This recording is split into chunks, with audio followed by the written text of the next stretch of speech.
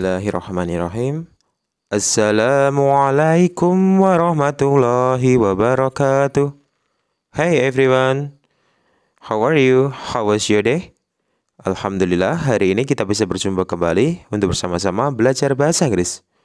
Hari ini kita akan membahas materi yang masih bersangkutan dengan bab sebelumnya, yaitu tentang how was your holiday, tentang liburanmu, tapi dengan materi yang berbeda.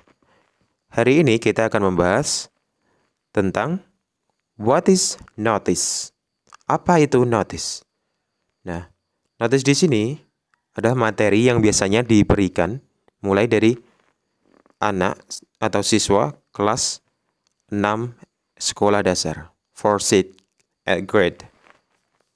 Apa itu notice? Sudah tahu apa makna notice, tujuannya, atau bahkan sudah pernah lihat contoh notice tapi nggak paham nih kalau itu notice? Oke, untuk lebih jelasnya, saya akan menjelaskan di video ini. Tolong disimak sampai habis ya, biar sama-sama paham. Oke, next. Oke, guidebook. Oke, in this case, ya, di materi ini kita memiliki buku panduan dalam belajar. Di sini ada dari Erlanger Grow with English, ya, grade kelas 6. Materi notice itu diberikan ya secara implisit, secara tersirat ya, pada halaman 15.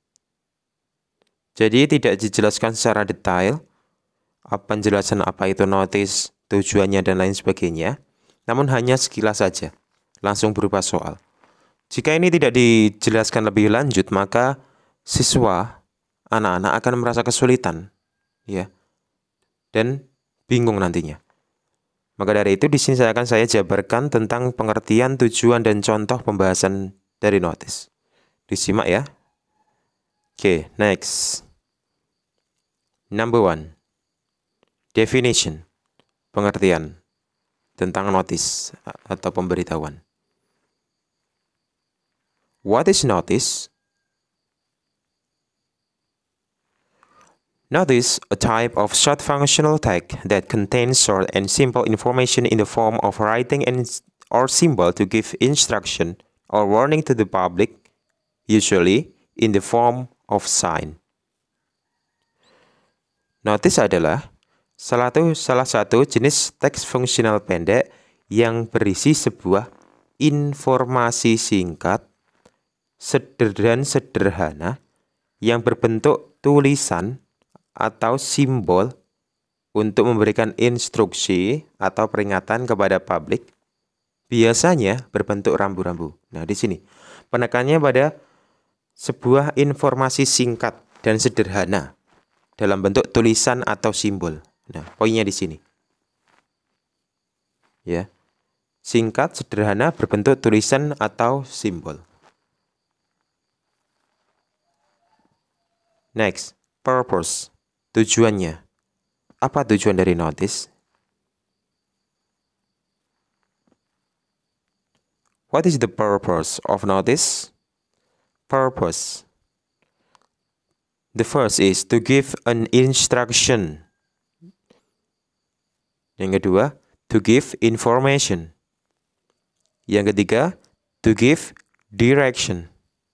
Yang keempat, to ask people to. Yang kelima, to advise people, bla bla bla. Jadi tujuan dari notice sendiri yaitu yang pertama untuk memberikan perintah kepada seseorang untuk melakukan ini dan lain sebagainya. Yang kedua, untuk memberikan informasi, to give information kepada seseorang.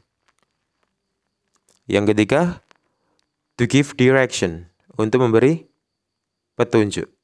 petunjuk arah kepada seseorang yang membacanya tersebut. Yang keempat, to ask people to, untuk meminta seseorang untuk, nah biasanya seperti suggest ya. Yang terakhir, to advise people, untuk menasihati seseorang. Nah, jadi bentuknya, ingat bentuknya sederhana, pendek, sederhana, tulisan atau gambar. Seperti itu. Ini tujuan dari pada notice.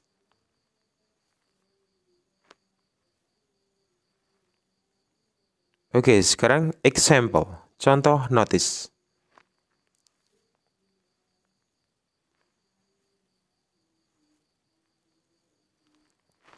Nah, bisa dilihat di sini.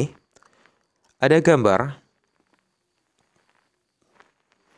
Kira-kira gambar ini biasanya dipasang di mana? Please don't feed the animals. Please don't feed the animals. Di mana? Yep, that's right. In the zoo. Biasanya di kebun binatang ya. Dimohon untuk tidak memberi makan hewan. Nah, sebuah advice ya. Dan juga larangan, dilarang, kita tidak boleh memberi makan hewan di situ.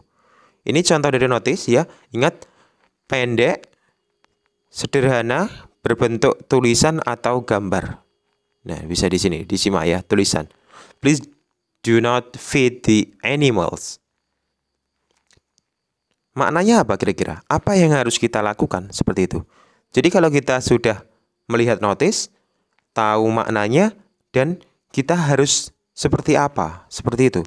Tidak hanya sekedar tahu, tapi kita harus memahami juga. Kita harus berbuat apa.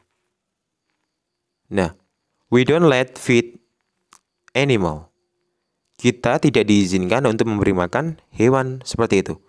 Jadi, setelah kita melihat, yang pertama kita lihat notisnya, yang kedua kita tahu artinya, yang ketiga kita harus paham apa yang harus kita lakukan, apa yang boleh, apa yang tidak, seperti itu. Seperti ini, please do not feed the animals. Dimohon untuk tidak memberi makan hewan. Maknanya, we don't let feed the animal. Kita tidak diizinkan untuk memberi makan hewan. Kenapa nggak boleh ya? Pasti ada alasan-alasan tertentu di sana. Oke, yang kedua, no swimming. Nah, biasanya di mana ini? Pernah lihat tanda seperti ini? Nah, ini berupa gambar ya. Ada tulisan, variasi tulisan, dan gambar. Kalau yang ini tadi, tulisan saja. Nah, yaps, biasanya ini tanda seperti ini di laut atau di pantai yang berbahaya gitu ya.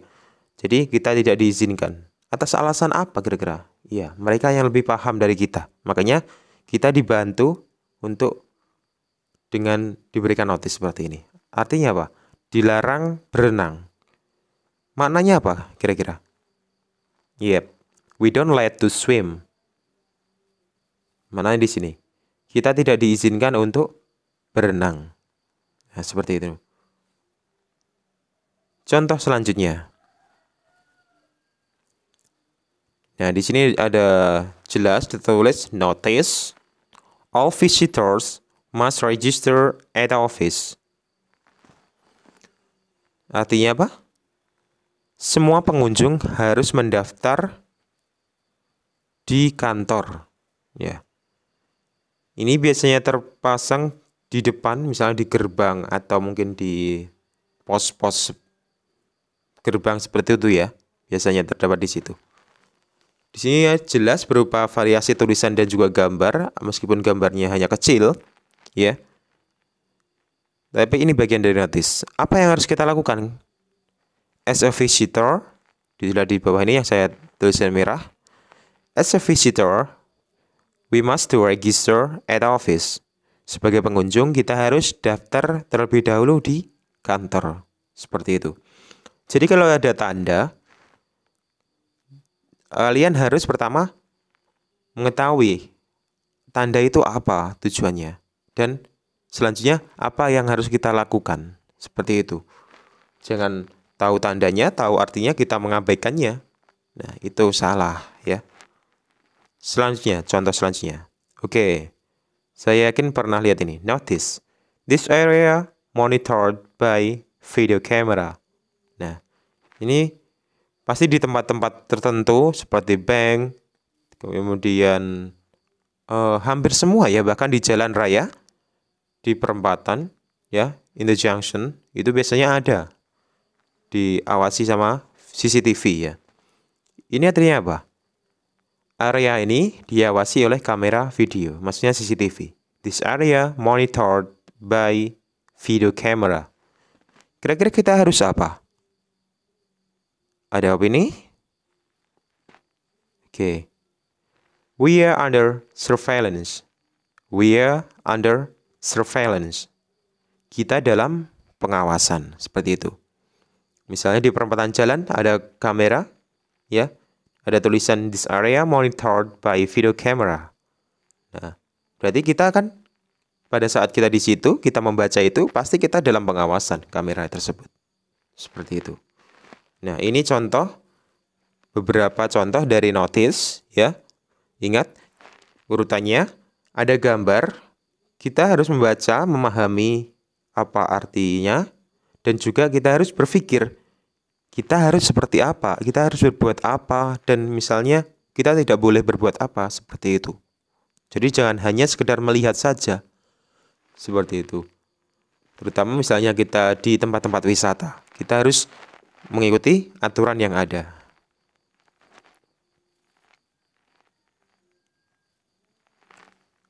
Okay, thanks. Do you have any question? Write down in the comment or DM me via WhatsApp. Terima kasih. Apakah ada pertanyaan kira-kira sampai di sini? Jika ada pertanyaan yang kurang jelas tentang pembahasan, silakan bisa tulis di kolom komentar atau direct message me, DM saya via WhatsApp. Don't forget to like, share, and subscribe, ya. Jangan lupa untuk like, share, and subscribe-nya agar tidak ketinggalan informasi yang saya berikan dari video-video Jadi Tahu Channel, ya. Tetap semangat belajar dimanapun kamu berada. Ingat, biasakan nonton video sampai tuntas biar tidak ada salah pemahaman. Oke, thank you. See you next time. Semoga semua dalam keadaan sehat walafiat. Wassalamualaikum warahmatullahi wabarakatuh. See you.